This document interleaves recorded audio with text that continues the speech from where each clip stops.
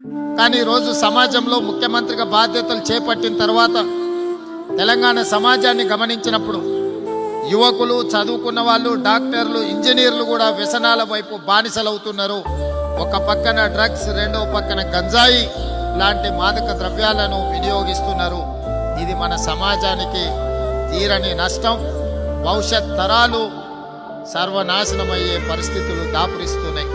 అందుకే మిత్రుడు సతీష్ గారిని నా విజ్ఞప్తి, ప్రతి ఆదివారం మీ ప్రార్థనలో తప్పకుండా ఈ సమాజానికి గంజాయి, డ్రగ్స్ పీడ విరగడి కావడానికి అవసరమైన సూచనలు మీరు భక్తులకు ఇవ్వడం ద్వారా ఒక సందేశాన్ని ఈ దేశంలో ఉన్న 140 కోట్ల జనాలకు చేరే విధంగా మీరు ఒక సామాజిక బాధ్యతను తీసుకోవాలి.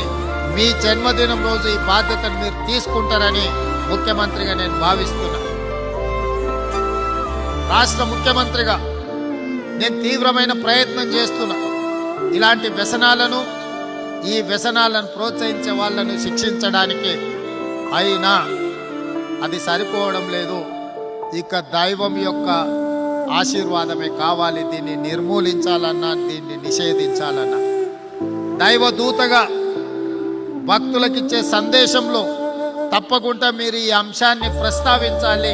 ఒక అవేర్నెస్ ప్రోగ్రామ్ని, ఒక సోషల్ రెస్పాన్సిబిలిటీని, ఒక అవగాహన కల్పించాల్సిన బాధ్యత రాష్ట్ర ముఖ్యమంత్రిగా నా మీద ఎంత ఉన్నదో డాక్టర్ సతీష్గా ఇన్ని లక్షలాది మంది అభిమానులను సంపాదించుకున్న మీకు అంతే బాధ్యత ఉంది.